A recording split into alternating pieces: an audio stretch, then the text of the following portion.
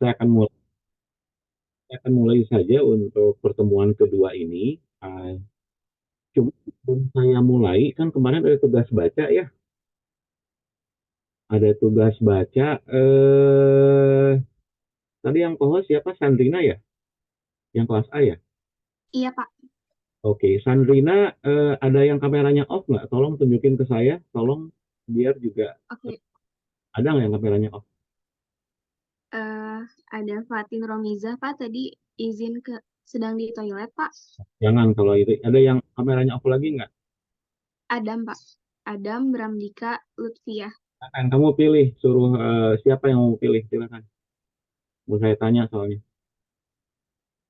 Eh, Adam, Pak. Adam, Adam dengar suara saya? Adam dengar suara saya? Saya hitung sampai 3 ya. Kalau nggak, tolong Sandrina. Najila ya. Najila, tolong minta bantuan Najila. Najila juga akan saya jadiin co-host nih sekarang. Ya, baik, Pak. Yang nggak ada, yang nggak nyawet, minus 2,5 poin ya dari saya ya. Tolong ya. Adam nggak ada. Oke. Sandrina nunjuk siapa lagi? Lutfiah, Pak. Lutfiah, mana Lutfiah? Hadir, Pak. Oke. Silahkan Anda jelaskan apa yang sudah Anda baca dari bab 1 dan bab 2-nya. Sudah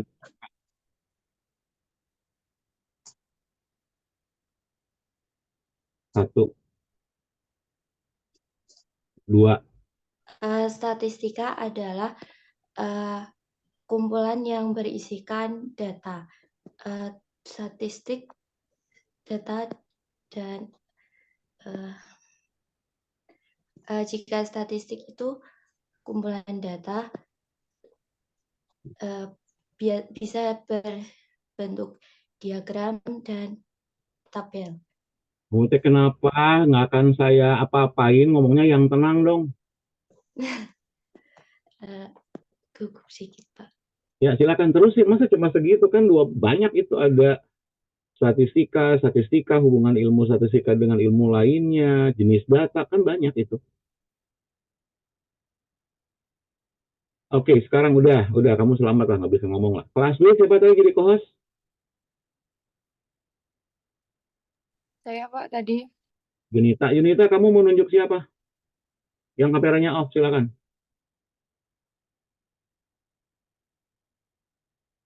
Kan semua, Pak, dari kelas B. Ya, ya terserah, kalau itu kamu mau nunjuk siapa silakan, mau tanggal, mau jam silakan.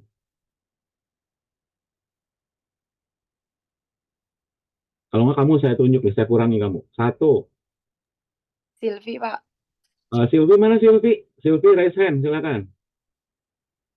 Ini Bapak, Oke, Silvi bisa bantuin saya sama ke teman-teman untuk menjelaskan apa yang sudah kamu baca kemarin? yang sudah saya baca itu ada perbedaan statistik dan statistika. Kalau statistik itu kumpulan data atau bilangan atau kumpulan data, bilangan atau non bilangan yang disusun atau disajikan sedemikian rupa, misalnya dalam bentuk tabel ataupun grafik yang menggambarkan suatu persoalan atau suatu keadaan. Bisa disajikan dalam bentuk tabel, diagram lingkaran, diagram batang, diagram garis, ataupun kalimat. Sedangkan statistika itu adalah pengetahuan yang berhubungan dengan cara-cara pengumpulan, penyajian, pengolahan, dan analisis data, serta teknik-teknik analisis data. Oke, Sehingga makasih. dapat Oke, makasih Silvi. Dilanjutkan yang Silvi. Silvi nunjuk siapa Silvi? di kelas B, Bapak. Jadi kelas B dong.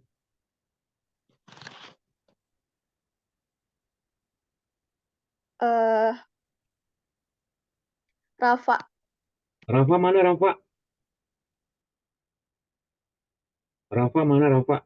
Siapa saya? Rafa lanjutkan Rafa. Yang tadi statistik sama statistika. Silakan lanjutkan sama Rafa. Iya Pak, izin sebentar ya Pak. Maaf, saya lagi kurang enak badan sebelumnya. Yang saya baca statistika itu ilmu yang mempelajari analisis. Maaf, mempelajari analisis dan pengumpulan data serta penyajian data. statistika itu mempelajari data yang dikumpulkan. Kurang lebih saya baru baca sampai situ dulu, Pak. Belum sebanyak itu. Cuma sedikit bacanya, Rafa. Nanti baca lagi Iya, ya. Pak. Lebih bengis. Maaf, Pak. Oke, Rafa, Iya, Pak. Iya, Pak. kamu nunjuk siapa? Oke. Teman kelas saya, Pak. Iya, kelas B dong. Oke, maaf sebentar, Pak.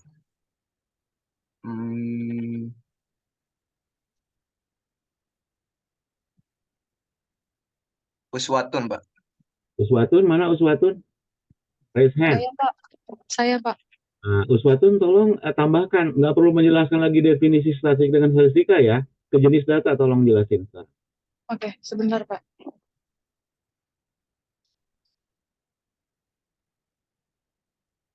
Sebentar, Pak. Jadi statistika tuh kumpulan angka-angka yang menerangkan sesuatu baik yang sudah tersusun maupun belum tersusun. Nah, terus di statistika ini tuh kumpulan cara-cara pengumpulan, mengolah, menganalisa, dan menginterpretasikan data dan menarik kesimpulan yang berlaku umum. Ya Itu udah, secara generalisasi ya, pengertian. itu Seperti kan, itu, Pak. itu kan udah definisinya sudah. Saya pengen kamu Oh, jenis datanya, silahkan. pengertian data. Jenis data kualitatif, data Data. umum gitu ya. Silahkan jelasin. Data itu kalau menurut skala pengukuran ada nominal, ada ordinal, terus kalau menurut skala pengukuran lainnya ada interval, rasio, terus data juga ada data mentah, data hasil pengolahan, data hasil analisis. Oke, makasih Uswatun. Sebetulnya bukan itu yang saya maksud. Ya. Yang kualitatif dan kuantitatif ya, Pak? Udah, nggak apa-apa. Oh Oke. iya udah, oke. Terima kasih. Najla, silakan tunjuk siapa kelas A, Najla. KM-nya kamu kan, silakan. Atau Najla mau ditunjuk kayaknya. Nur Fitri mau jawab. Najla nggak ada. Maaf Balik lagi. Pak, ada tadi belum saya unmute. Maaf Pak, saya meminta Mutiara untuk Iya, menjelaskan. silakan Mutiara. Jelasin data kualitatif, data kuantitatif, data diskrit, data kontinu, silakan. Untuk data kualitatif, yaitu data kategori, adalah data yang dinyatakan bukan dalam bentuk angka, cirinya tidak bisa dilakukan operasi matematika. Dia itu terbagi menjadi dua jenis, yaitu ada skala nominal sama skala ordinal. Dan satu lagi data kuantitatif, yaitu data numerik, yaitu data yang dinyatakan dalam bentuk angka terbagi dua, yaitu skala interval dan skala rasio. Mohon maaf Bapak, saya baru sampai situ jenis datanya, baru dua. Cuma baru halaman berapa itu, halaman awal itu Mutiara. Tapi nggak apa-apa lah, udah berani ngomong ya. Mutiara mau nunjuk siapa kelas A, silakan. Mungkin Haryani, Pak. Haryani, silakan Haryani. Ya, baik, Pak. Saya melanjutkan data atau ke sampel ya, Pak? Kok ke sampel? Sampel mah nanti. Jenis data dulu. Untuk data statistik di sini ada data yang berbentuk bilangan disebut data kuantitatif yang harganya itu berubah-ubah atau bisa atau bersifat variabel. Nah, dari nilainya dikenal dua golongan dari kuantitatif. Ada data dengan variabel diskrit atau singkatannya data diskrit dan data dengan variabel kontinu atau singkatannya data kontinu. Kemudian ada data yang bukan kuantitatif disebut dengan kualitatif. Udah Pak, saya baru sampai situ bacanya. Oke, terima kasih siapa Haryani ya. Ada Ya selamat Pak. jawab. Selamat datang Pak Dr. Fedri, sudah bisa bergabung dengan kami di sini. Pak Fedri, Assalamualaikum. Ya, Assalamualaikum Pak Ari, punten Pak. Ya, jadi ini kelas A dan B Pak Fedri. Jadi saya yang untuk kelasnya Sajidan belum kontak ya ke Pak Fedri ya, Pak Fedri ya? Ya, siap. Belum kontak ya Sajidannya ya? Najla kalau mungkin ada. Off cam ya, setir ya. Oke. Oke, siap, siap. Siapa Najila mungkin bisa bisa bantuin Sajidan suruh kontak. Gitu ya, Ya, Pak. Gimana perintahnya Pak Fedri? Mau bergabung dulu di sini biar juga lebih lebih seragam, Pak Fedri? Boleh, boleh, Pak. Cuma sajidannya belum ada kontak, Pak Ari. Oh gitu? Ada Mungkin nomornya ada nggak? Sajidan bisa, sorry, Najila bisa ngasih kontak ke Pak Fedri? iya bisa Pak. Tapi saya nggak ada kontak Pak. Pak Fedri, langsung Uh, gitu. atau kontak langsung sajidannya aja, biar gabung dulu di sini semuanya gitu. Nah, biar cepet gitu ya. Ya Oke. baik Pak. Fedri izin saya melanjutkan ya sambil nunggu saya review dulu pertemuan yang pertama dulu ya Pak Fedri. Boleh, boleh, siap Pak Ari. Oke gitu ya. Tadi siapa sampai ke Haryani ya?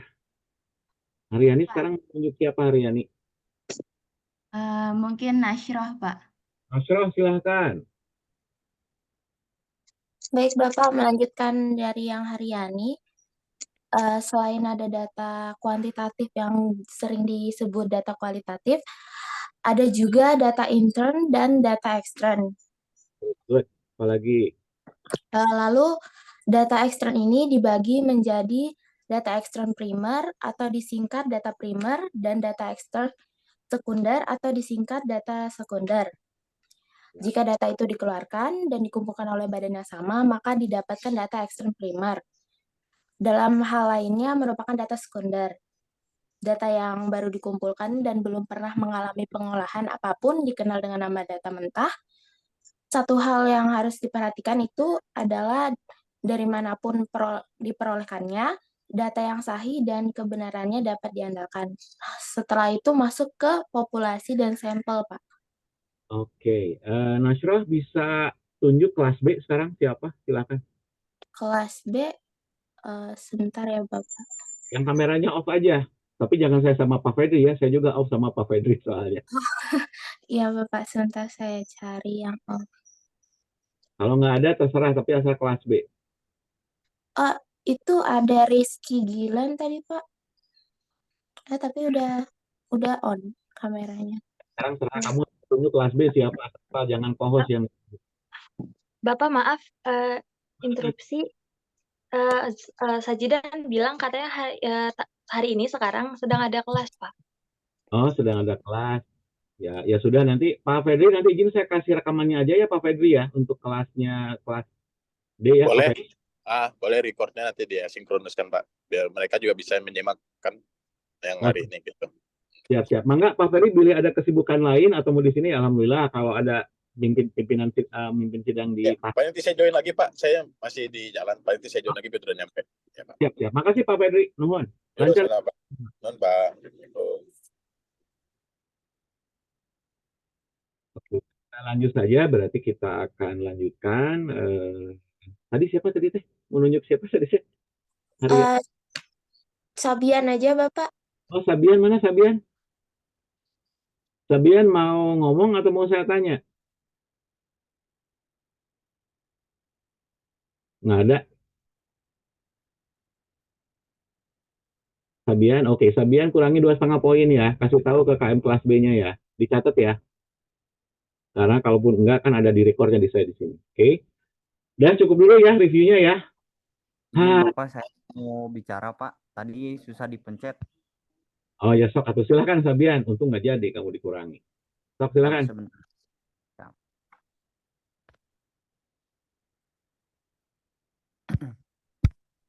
Yuk silakan Sabian. Silakan. Siap. Di sini saya mau tentang ini Pak, pembagian dan peranan statistika. Jangan itu udah dari awal. Data kualitatif, aktif gitu ya. Itu yang perlu dijelasin. Kalau landasan kerja statistika Pak? Udah, saya minta jenis data dari tadi juga. Oh, jenis data siapa?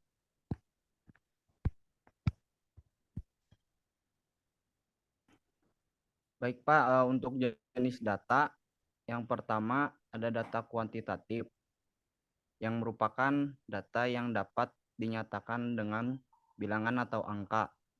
Menurut cara mendapatkan data kuantitatif dibagi dua, yaitu yang pertama data diskrit atau data cacahan. Udah cukup ya, itu yang ya. Terima kasih Fabian. Ya Pak. Oke, saya mulai saja. Itu kan ada data diskrit, data kontinu, data kualitatif. Nah, saya pengen Anda baca itu karena apa? Karena dalam praktik pekerjaan sosial, Anda akan sangat jarang bertemu dengan data hasil pengukuran gitu ya. Kebanyakan data hasil menghitung, itu pun nanti datanya data yang sifatnya bilangannya bilangan bulat karena berbentuknya skor gitu ya. Misalkan bahwa dalam satu saat misalkan teman-teman dari case worker kah atau dari community worker kah gitu ya, kan itu profesi dalam konteks pekerjaan sosial gitu ya. Kalau community worker kita bicara misalkan di community organizing, di community development. Kalau di medik misalkan kita bicara tentang case worker-nya, oke, seperti itu. Jadi jangan sampai Anda tertinggal. Kalau biasanya Anda harus menghafal rumus, nah sekarang kan Anda sudah di pendidikan tinggi sekarang gitu ya. Jadi harusnya Anda memahami kapan saya menggunakan ukuran derajat Celcius, kapan saya menggunakan kilogram, gitu ya. Itu kan ada kilogram, Celcius, ada nih satuannya. Tapi kalau saya menggunakan misalkan pelayanan sosial di lembaga, misalkan rumah zakat atau apapun misalkan, kan jawabannya bukan lagi kilogram, bukan lagi meter, tapi sangat memuaskan misalnya. Sangat tidak memuaskan, sangat baik gitu ya. Kalau sangat baik, sangat memuaskan kan nggak ada ukurannya. Jadi itu kenapa tadi saya nanyain ke Nasro, ke Haryani, ke Sabian gitu ya, bahwa yang namanya data dalam profesi pekerjaan sosial itu Anda perlu sangat memahami gitu ya, jangan sampai enggak. Jadi saya sengaja dari awal pengen strict tahu dulu gitu ya. Jangan sampai Anda kehilangan ritme dalam pemahaman. Meskipun baru semester 2, mudah-mudahan ini menjadi pijakan dalam Anda misalkan memahami proses perubahan sosial, dalam memahami misalkan tahapan intervensi gitu ya, dalam memahami tahapan-tahapan dalam misalkan case management dalam case work misalkan. Seperti itu. Ya. Jadi kalau kita bicara tentang statistik ya perlunya seperti itu. Ya kan sebetulnya kalau sejarahnya juga sebetulnya Anda tinggal baca. Ternyata saya pengen nanya juga sih, tapi ya enggak lah gitu. Anda bacanya cuma sebagian-sebagian gitu ya. Anda bayangkan dulu dari zaman saya sampai zamannya tokoh-tokoh dari Poltek Esos dulu ya, kita bicara tentang pengukuran-pengukuran yang sifatnya tidak berwujud, nggak ada ukurannya, atau intangible gitu ya, terkait dengan yang sifatnya ke perilaku gitu ya, sifatnya kepada melihat satu proses gitu ya, diukur dengan rumus-rumus yang memang bikin pusing kita semua. Padahal intinya dalam praktik Texas mungkin itu perlu gitu ya. Cuma yang lebih perlu yang perlu dipahaminya adalah bagaimana Anda menggunakan tools ini atau statistik sebagai salah satu alat untuk mengukur pekerjaan sosial secara tepat gitu. Kan gini, kalau kita misalkan motong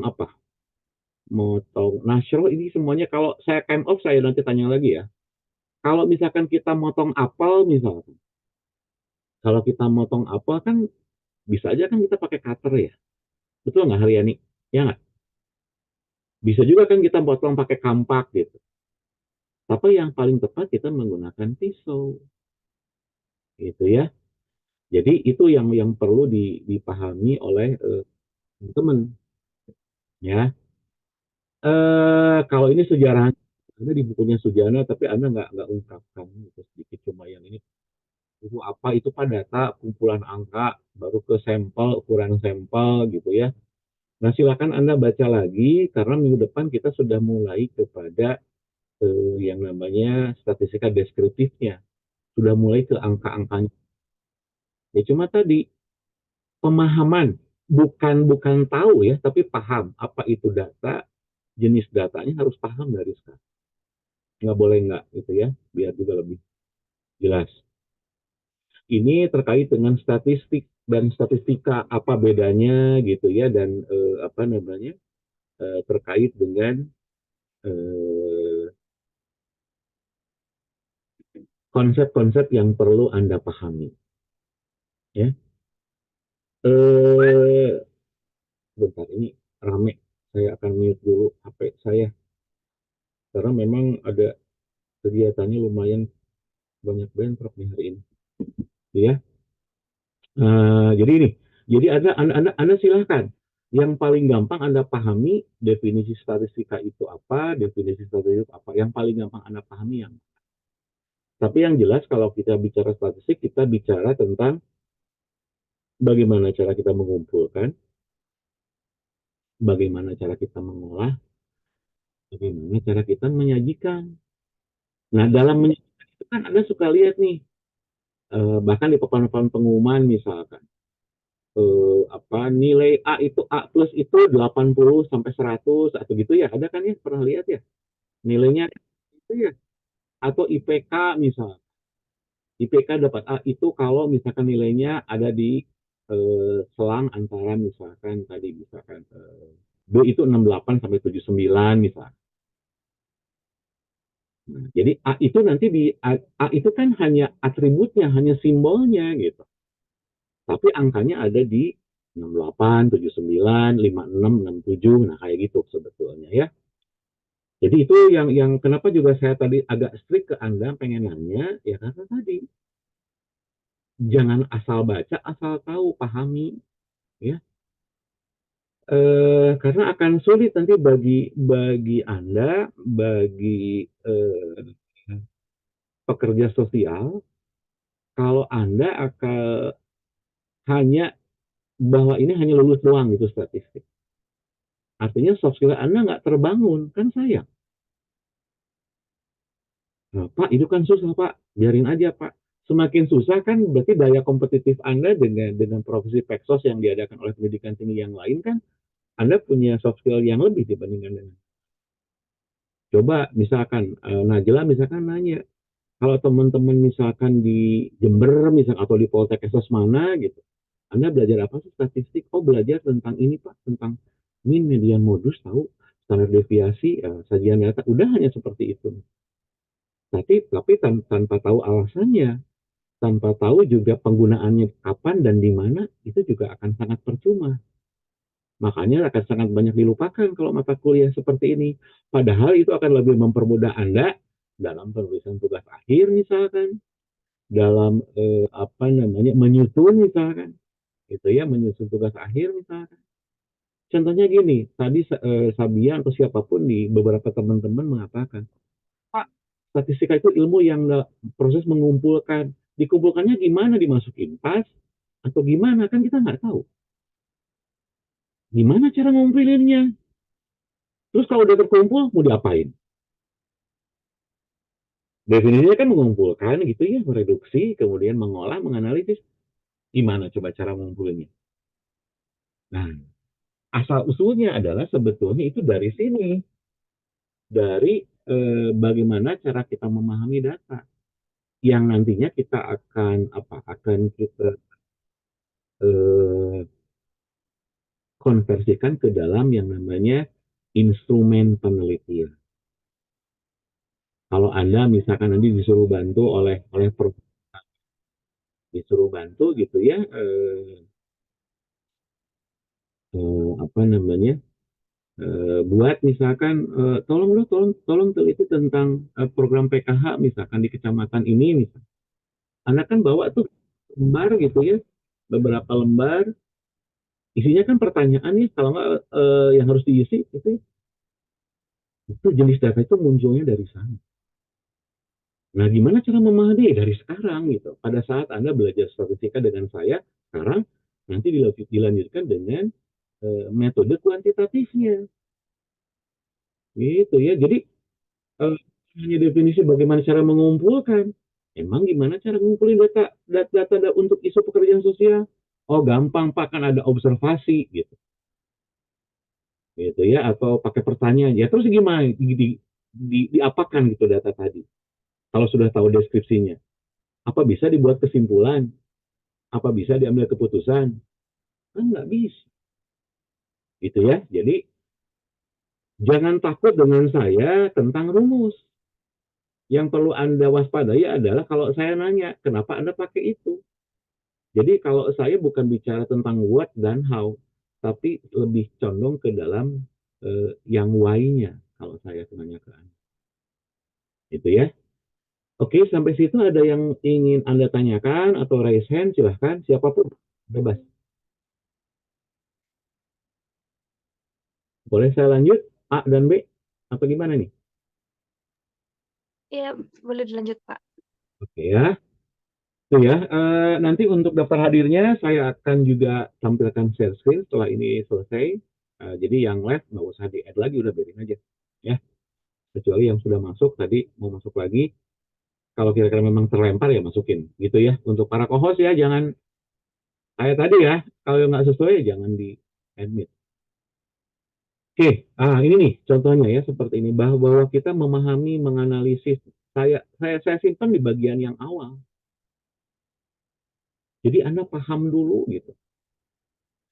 Anda nggak perlu tahu tentang rumus rata-rata X bar sama dengan sigma X dibagi N, nggak perlu hafal ya. Atau rumus ME median itu misalkan N per 2 plus 1 misalkan. Bukan itu. Nggak perlu gitu. Biarin lagi itu orang statistik yang tahu kayak gitu mah. Dan Anda mah pekerja sosial, saya pekerja sosial gitu ya.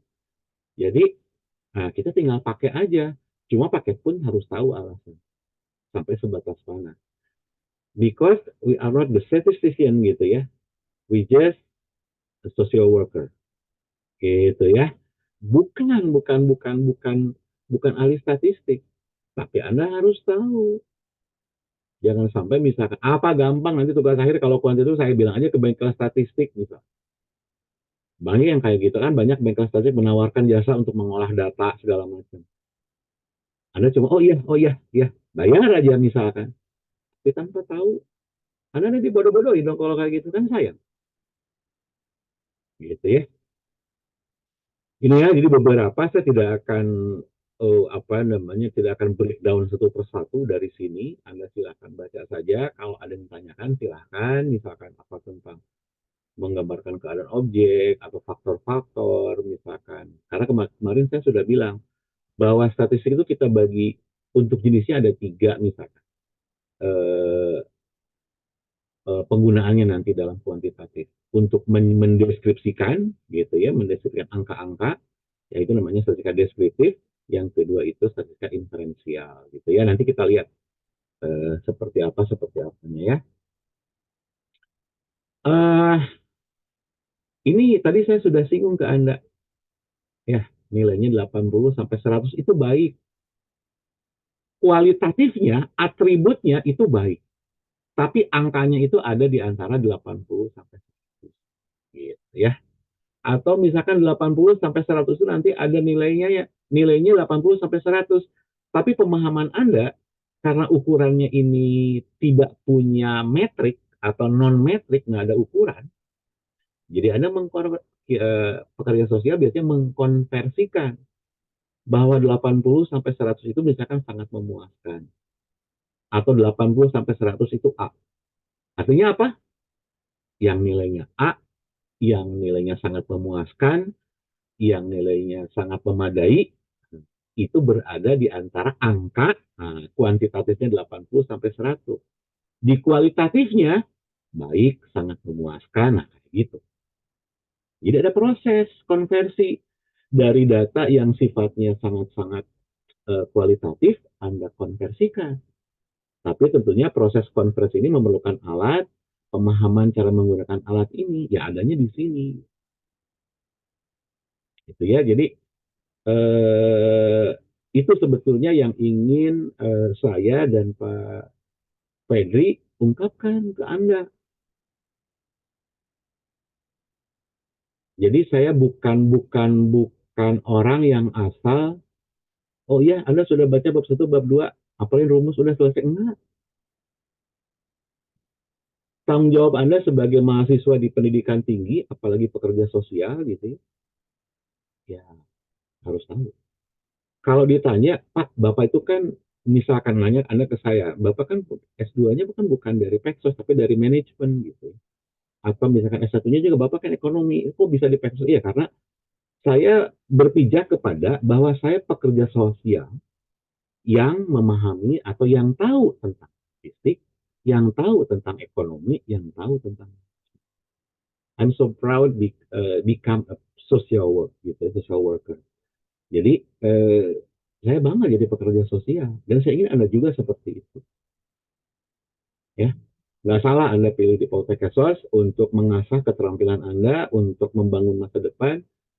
Karena semakin ke depan tahun-tahun ini rasanya untuk profesi pekerja sosial sudah mulai juga dibutuhkan gitu ya. Tidak hanya di dalam dunia mikro, tapi dalam setting makro juga sudah. Misalkan bahwa seorang pekerja sosial misalkan bisa nggak sih kerja di perusahaan? Bisa.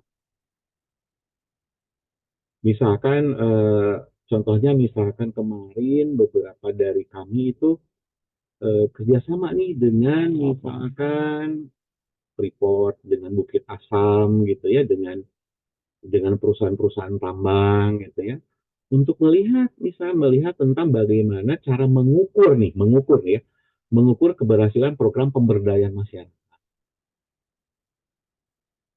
Kalau perusahaan kan inginnya angkanya jelas gitu ya, kenapa baik, kenapa bagus, kenapa tidak baik kan kayak gitu. Seperti itu. Atau misalkan yang mikro misalkan penyesuaian misalkan di rumah sakit misalkan sudah ada beberapa alumni atau beberapa alumni baik dari Unpad maupun dari Poltek Sos misalkan bekerja di pekerja sosial medik di RSHS misalkan meneliti tentang misalkan kesembuhan ODGJ misalkan ada ODMG, ada ODGJ, ada ODMK misalkan gitu ya. Oh ini sudah sembuh. Nah sudah sembuh itu kan ukuran. Oh nanti harus direferal ke dokter jiwa lagi atau direferal oleh Peksos ke ke psikolog misalnya. Karena kan berbeda objeknya gitu antara pekerja sosial, psikolog dengan tadi saya bilang dokter jiwa misalkan ya. Berbeda gitu. Ya, di awal ini lebih banyak mendasarkan kepada pemahaman, kepada pengetahuan kenapa Anda harus belajar statistik. Bukan kenapa Anda nggak hafal rumus rata-rata, bukan itu. Tapi kenapa Anda harus belajar statistik? Kenapa pekerja sosial harus tahu statistik? Itu yang ingin saya dan Pak Fedri lebih terapkan kepada Anda gitu ya. Sampai situ ada yang ingin Anda tanyakan? Bebas, silakan mau nanya apapun. Ada yang mau nanya? Silakan.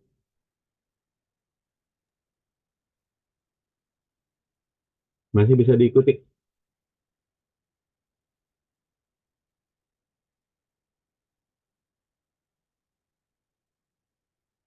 Fabian, kedengaran nggak suara saya sekarang? Siap kedengar, Pak. Oke, saya lanjut ya. Nah ini kira-kira beberapa, mungkin baru sebagian kecil yang saya rangkum dari bab 1, bab 2-nya Anda. Tadi Nasro bilang, ini Pak, kita ke sampling dan lain-lain. Gitu ya. Kalau Anda lihat tadi, lihat quick count nggak? Lihat quick count nggak sebagian, teman-teman? Lihat, Pak. Lihat ya. Iya, Pak. Nah, dari 235 juta dari 100 sekian juta pemilih, sudah bisa disimpulkan siapa yang menang misalkan, seperti itu. Nah, itu ada perbedaan sedikit nanti. Nah, sekarang kita tinggal nunggu hasil finalnya seperti apa. Itu yang namanya penggunaan statistik. Jadi, secara sampling, kan dari 200 sekian puluh juta, yang diambil kan cuma juta gitu ya, untuk penentuan quick count itu. Nggak semuanya diambil. Karena belum final. Diambil dari TPS, bisa ngambil 30, ngambil 30. Itu pun TPS-nya nggak semua. Dari 800.000 TPS untuk pemilu 2024 yang diambil hanya 400 TPS. Tapi bisa mencerminkan. Artinya apa? Alat untuk mengukur yang dapat merepresentasikan hasil tadi, statistik yang mana? Ini, itu. Sama nanti ada juga untuk ke klien atau ke beneficiaries atau ke penerima manfaat gitu ya. Kan bahasanya kita diganti, ada dulu bahasanya kita klien, ada yang beneficiaries gitu ya, ada penerima manfaat. Nah, seperti itu dalam praktik Pexos. Ya, jadi ini. Jadi baca lagi apa itu data, apa itu variabel, apa itu elemen gitu ya, karakteristik, atribut, populasi, sensus, sampling gitu ya. Silahkan Anda baca lagi. Bukan bagian saya, bukan lagi Pak Febri yang menjelaskan ini gitu. Makanya tadi setiap beberapa menit saya nanya, ada yang mau nanya nggak? Ya, jadi kalau nggak nanya berarti Anda saya berasumsi bahwa Anda sudah paham. Nanti kita ukur, di mana saya ngukurnya? Misalkan minggu depan mudah-mudahan nggak ada kuis dari saya ya, mudah-mudahan. Tiba-tiba kuis aja dari saya. Mudah-mudahan nggak ada gitu ya. Ya, jadi hati-hati dalam memahami perkuliahan saya. Mungkin saya agak berbeda sama Pak Febri ya, karena saya pengen juga Anda punya output yang baik setelah beres kuliah ini ya. Nah, ini apa itu deskriptif ya. Ini pokoknya ujungnya kita bicara tentang sajian data, tentang tabel, tentang grafik, ini bisa histogram kurang pokoknya ya, histogram, pie diagram, dan lain-lain. Nah, kalau di dalam statistika induktif, nanti kita bicaranya bukan hanya ke pengumpulan data, analisis, dan pengujian, tapi ngambil keputusan. Gitu ya. Jadi, aku Anda lihat termasuk penentuan ukuran keandalan dari kesimpulan tersebut nih. Anda bisa lihat di sini. Nih ya. Gimana biar bisa diandalkan? Apakah ada standarnya misalnya? Ya ada, nanti kita lihat. Ya. Apa itu statistika inferensi? Inferensi itu memaknakan, penarikan kesimpulan. Ini yang perlu Anda. Jadi jangan sampai lupa. Jadi hati-hati ya. Sekali lagi, saya nggak akan Anda suruh menghafal, nggak Anda paham. Tuh ya. Oke, saya akan lanjutkan.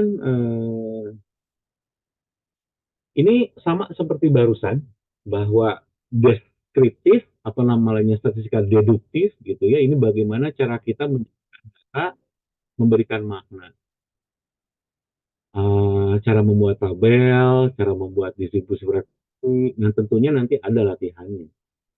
Tentu ada nanti ada latihannya ya.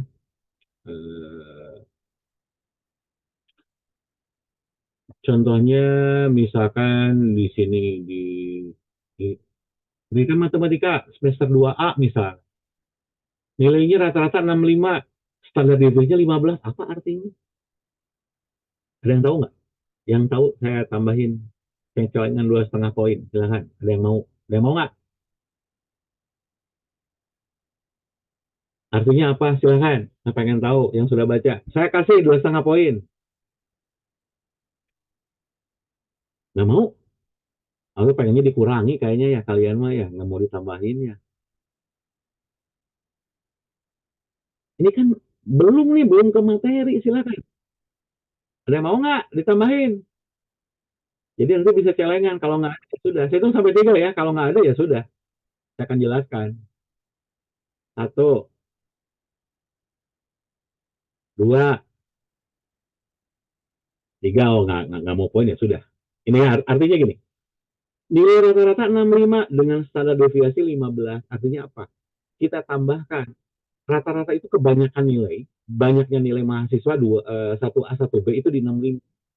Tapi ada yang nilainya 65 plus 15. Ini 80 tertinggi. Yang terendahnya 50 dikurangi 15. Jadi 65 tambah 15 dengan 15 itu menyimpang standar deviasinya dikurangi juga 15. Rata-rata itu memusatnya ada di 65. Jadi artinya apa? Nilai terendahnya ada di 50 misal. Ya, itu namanya standar deviasi. Deviasi itu kan menyimpang. Ya, nanti kita lebih dalam kita akan pelajari lagi. Ini hanya coba contoh doang. Makanya kalau suruh baca, ya bisa jawab. Ya. Nah, kalau di dalam statistika yang deskriptif itu hanya menyajikan data dalam bentuk tabel, gitu, ada juga nih yang kita menghubungkan, misalkan korelatif dan komparatif. Kemarin saya sudah ngasih contoh ke Anda, gitu ya. Yang korelatif misalkan hubungan metode pembelajaran daring, misalnya seperti sekarang, dengan pemahaman materi perkuliahan. Anda mencari hubungan antara proses pembelajaran, ya, atau misalkan Anda ingin mencari hubungan sebab akibat, ya, pengaruh dukungan sosial keluarga terhadap misalkan prestasi belajar mahasiswa Poltekkes misal, atau misalkan pengaruh pola asuh terhadap perkembangan kepribadian, ya. Pola asuh ada ukurannya? Tahu, Pak. Kepribadian ada ukurannya, Pak? Nggak tahu. Ya, tapi nanti ini kita pakai alat di sini, gitu. Ya, kita konversikan. Atau yang kedua, misalkan kita menggunakan yang membandingkan antara dua, tapi harus apple to apple. Contohnya misalkan apple to apple itu misalkan Anda ingin membandingkan program yang sifatnya nasional. PKH itu nasional. Jadi PKH di Batak, di Sumatera Utara, misalkan dengan di Jawa Barat sama programnya. Boleh Anda bandingkan tentang keberhasilannya. Itu ya. Atau misalkan ingin membandingkan antara sebelum dan sesudah. Sebelum adanya treatment, sesudahnya treatment. Sebelum ada perlakuan, sesudah ada perlakuan. Nanti untuk bangsa, nama-nama yang bangsa, apa namanya nih? Man Whitney, Kruskal Wallis gitu ya, kemudian nanti ada lagi Spearman, nantilah nih ada Spearman, ada Chi Quadrat, nanti kita pelajari ya, bukan, kita masih di awal dulu.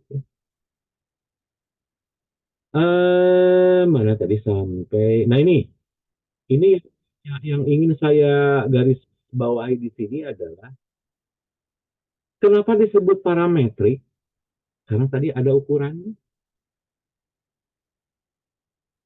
kilogram, meter, jam, satuan kan itu ya. Celsius itu kan satuan. Kalau yang bawah non parametrik atau non metrik itu nggak ada satuannya. Sangat baik, sering, kadang-kadang, tidak pernah, sangat memadai, sangat tidak memadai, sembuh, masih suka kambuh, atau masih sakit, itu nanti yang akan kita pelajari dalam terus pekerjaan sosial. Sampai situ ada yang ingin Anda tanyakan atau mau ditanya?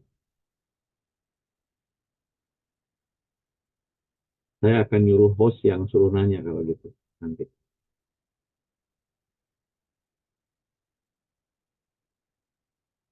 Silakan, ada yang mau nanya nggak?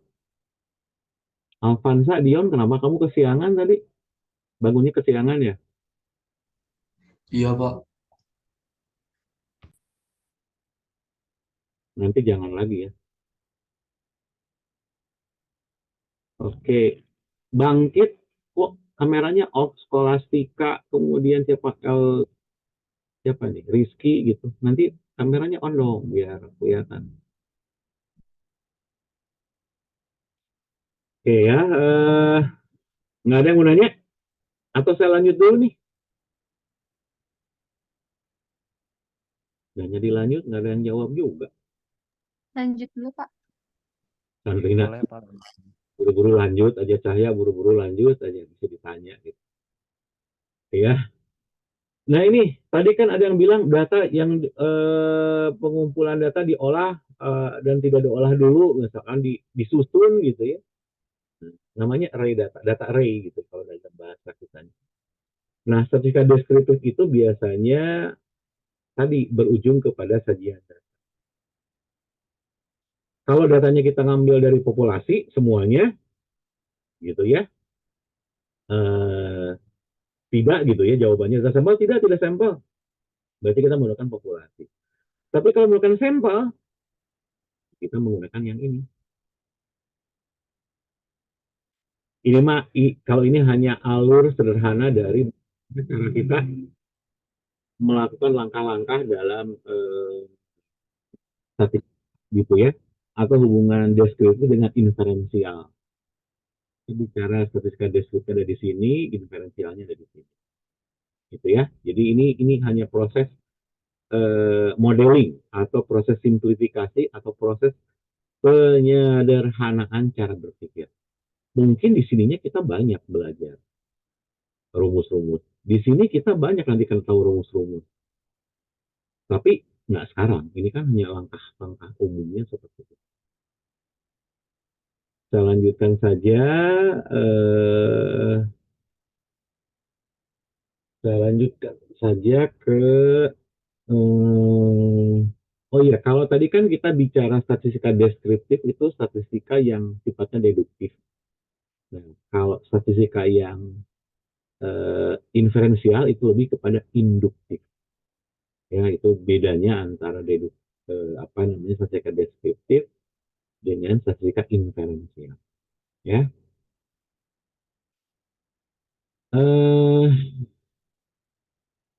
Ini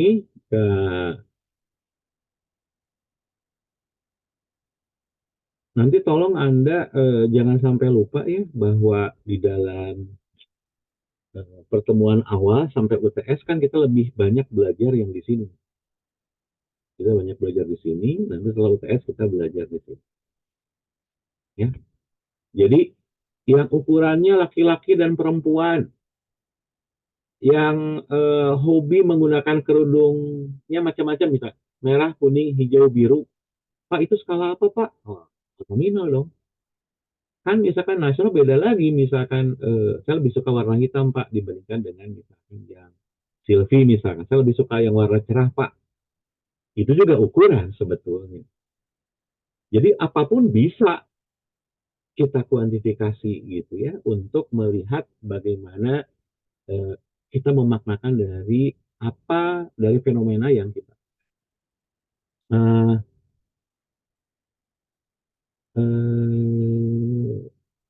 siapa nih sekarang jam berapa sekarang jam berapa?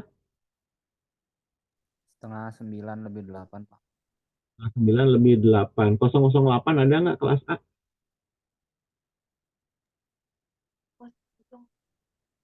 008 ada nggak NRP-nya?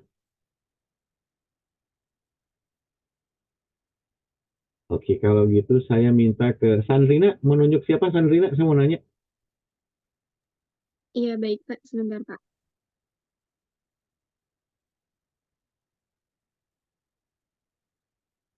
Cahya, Pak. Mana Cahya? Hadir, Pak. Dosen dong. Kenapa, Pak? Raise hand, biar kelihatan, biar naik layar kamunya. Oke, Pak. Oke, Cahya, kalau kamu ngeliat anak kecil nih, Iya. nggak pakai baju, perutnya besar, keluar Apollo 11, apa yang dalam benak kamu, yang ada dalam benak dirimu?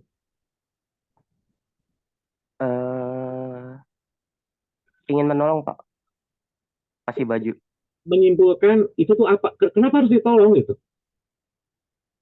Kenapa Cahya? Nggak susah kan pertanyaan saya kan? Nggak susah kan? Saya Iya. pengen dalam mindsetnya Cahya, kalau ngelihat anak kecil, perutnya besar, misalnya Apollo 11-nya keluar dari sini gitu ya. Cahya menyimpulkan apa dengan itu sebagai seorang calon pekerja sosial? Eh, saya akan menjelaskan kenapa anak kecil seperti itu, gitu sih, Pak. Ya, nggak pengen tahu dalam first sight gitu ya, apa yang Cahya pahami itu seperti itu.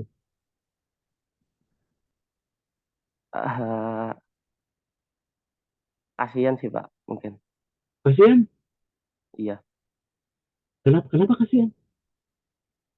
Eh, simpati, Pak, empati, dan juga penasaran, Pak, kenapa seperti itu. Iya, kenapa kenapa harus kasihan gitu? Padahal dia mah kalau di Papua yang perutnya besar, itunya itu biasa-biasa aja, mereka tidak baju misalnya. Benar sih, Pak. Nah, itu ya. Jadi persepsi awal itu sangat mempengaruhi. Jangan tiba-tiba kasihan gitu ya. Karena mungkin mereka terbiasa dengan, justru misalkan kalau dikasih baju, dikasih apa, mereka jadi sakit-sakitan justru. Oh. Ya nggak? Iya, Nah, Pak, betul.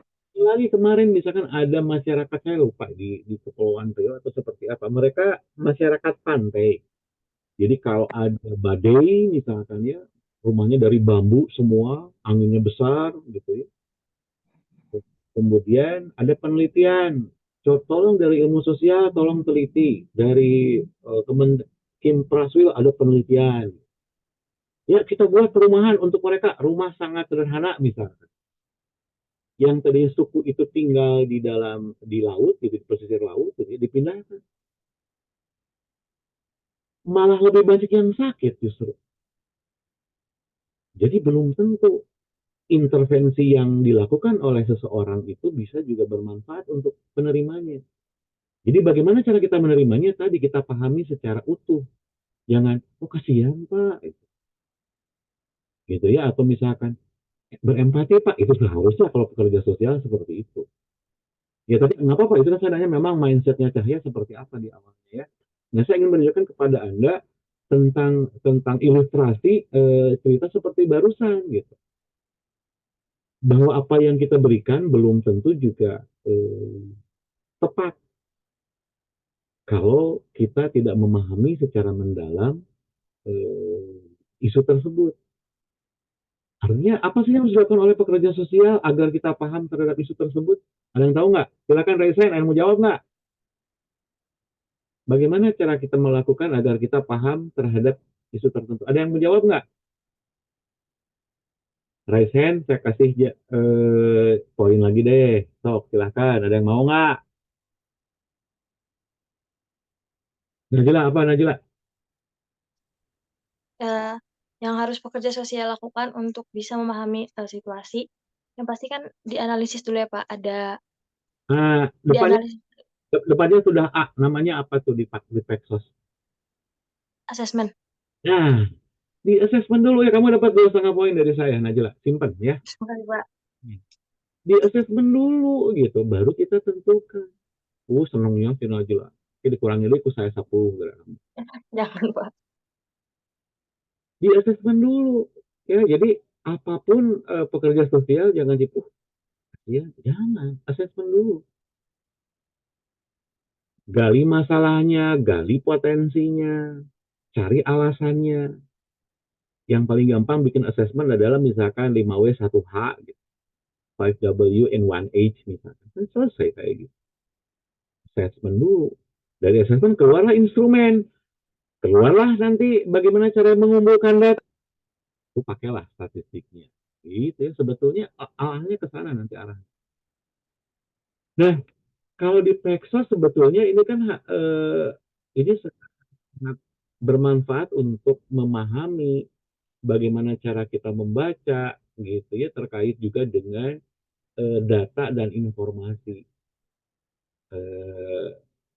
Fenomena sosial yang berbentuk angka ataupun diangkakan. Kan diangkakan tadi. Oh, kalau sangat kasihan itu misalkan 5, sangat tidak kasihan itu 1 misalkan. Itu kan non metrik, ada ukurannya. Atau sangat tepat sampai kepada sangat tidak tepat. Gitu ya. Jadi kita bicaranya seperti ini. Saya simpulkan ya dari semuanya. Ini rangkuman dari yang saya bincangkan dari pertemuan 2 barusan. Jadi kalau dari hasil jabaran teman-teman review, statistika adalah ilmu yang mempelajari dalam, Anda sudah tahu isinya apa. Statistika dibagi 2, deskriptif dan inferensial. Anda juga sudah tahu bahwa isi dari deskriptif adalah bagaimana cara kita menyajikan data agar data tadi bisa dipahami oleh orang lain. Gitu, atau menunjukkan bahwa isu itu penting gitu ya. Tentang persentase, tentang data tentang dalam bentuk pie diagram, kan lebih gampang ya seperti itu. Nah, kemudian inferensial. Kalau tadi lebih mengarah kepada bagaimana cara kita mengambil keputusan dari hitungan yang sudah kita buat. Ada 2 juga, ada yang parametrik dan Nah, apa yang maksud dengan parametrik tadi? Tadi bahwa jika kita bicara tentang parametrik, harus ada ukuran-ukuran yang jelas. Dan bisa dipakai menjadi 2, yang sifatnya berhubungan atau untuk dibandingkan. Korelatif dan komparatif. Demikian juga dengan non-parametrik, seperti ada 2 juga. Pak, ini apa Pak, bivariat, multivariat? Nah, bivariat itu adalah 2 variabel. Tadi misalkan pengaruh pembelajaran daring dengan pemahaman mahasiswa Poltek Exos. 2 kan jadinya yang diukurnya. Atau multivariat misalkan. Pengaruh pembelajaran daring terhadap tingkat emosional dan IPK mahasiswa. Nah, jadi ada 2 nih yang pengaruhnya. Itu namanya multivariat, ada 3 variabel. Kalau dibandingkan misalkan pemahaman statistika kelas A dan kelas B misalnya. Saya bandingkan nih, yang lebih bagus yang mana, kelas A atau kelas B. Itu komparatif contohnya. Kalau sampelnya banyak dibandingkan misalkan. Nilai statistik untuk kelas A, B, C, dan D gitu ya disatukan, atau EF sekalian gitu. Itu dibandingkan nantinya. Itu contoh terkait dengan statistika. Itu yang ingin saya sampaikan di pagi hari ini. Silakan kalau ada yang mau nanya, ya silakan nanya ke saya. Silakan, ada yang mau nanya nggak? Jika tidak ada, saya akan lanjutkan ke kehadiran untuk daftar hadir. Ada yang mau nanya?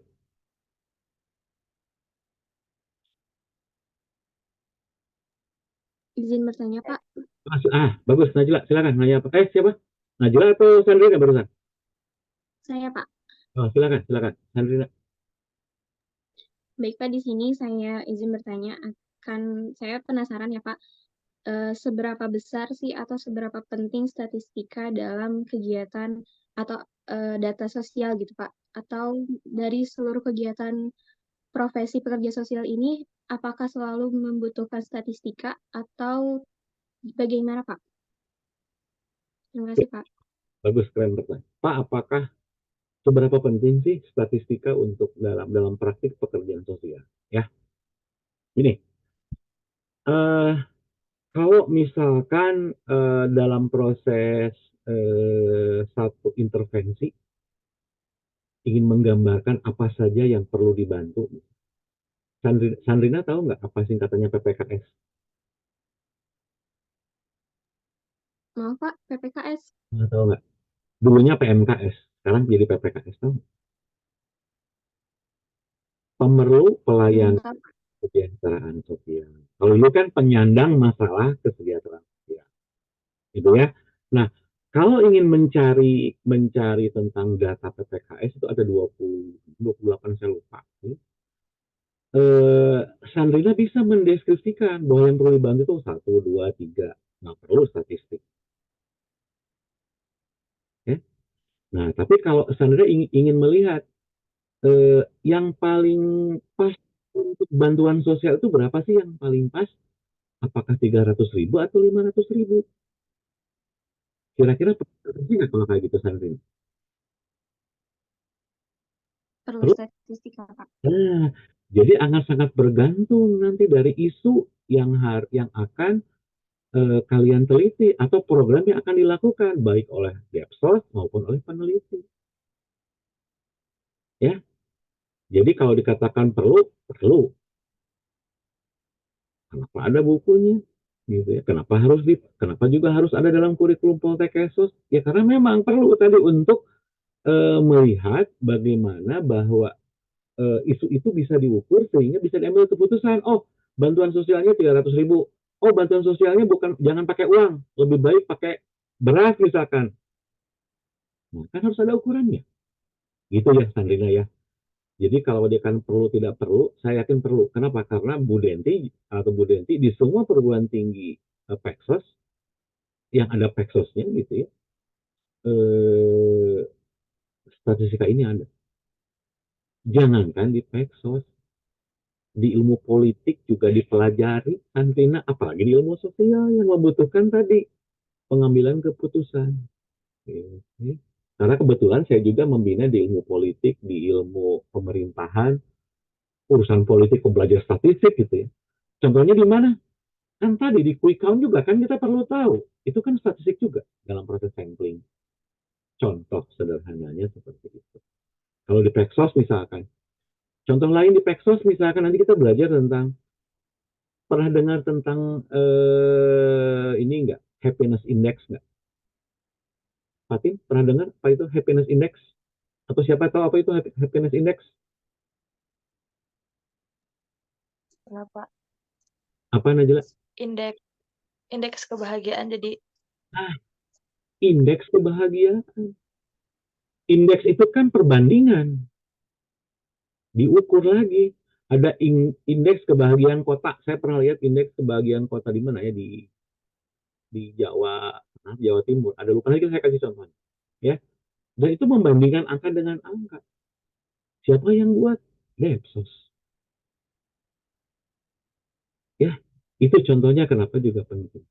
Itu ya Sandrina ya. Jadi kalau dikatakan penting tidak penting ya, kalau dalam benak saya penting. Tapi kalau ditanya untuk memahaminya susah nggak sih Pak menulis statistik? Nggak susah. Iya kata Bapak, iya susah banget maksud saya. Gitu ya harusnya ya. Tapi kalau dipelajari nggak, tenang aja ya. Oke, bagus pertanyaannya. Ada lagi? Ada lagi? Silakan. Dari kelas B mau nanya silakan.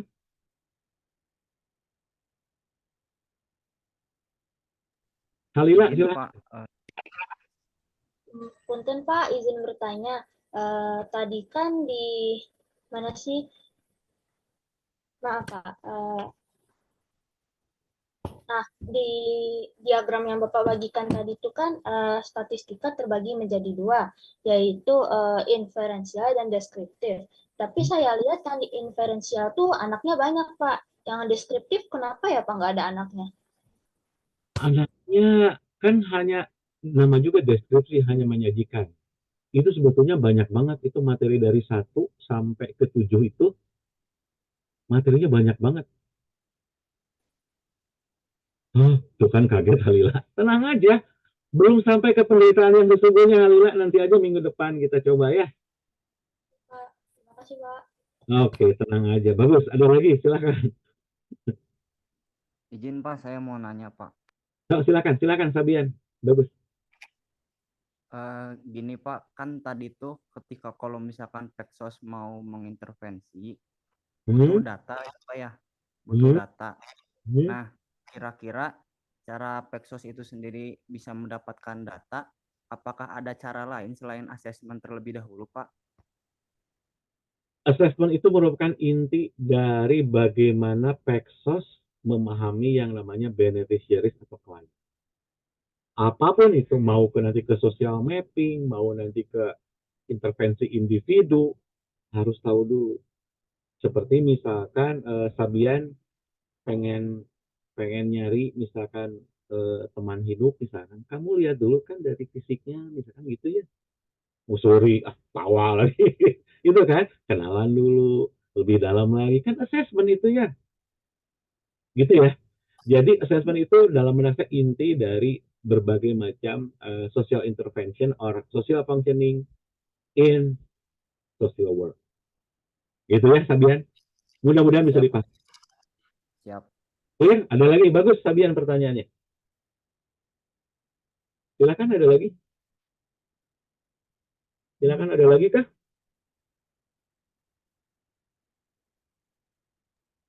Bapak maaf, kalau untuk pekerja sosial sendiri, itu nanti dominan data yang dipakai itu jenisnya biasanya apa Pak? Kualitatif atau kuantitatif?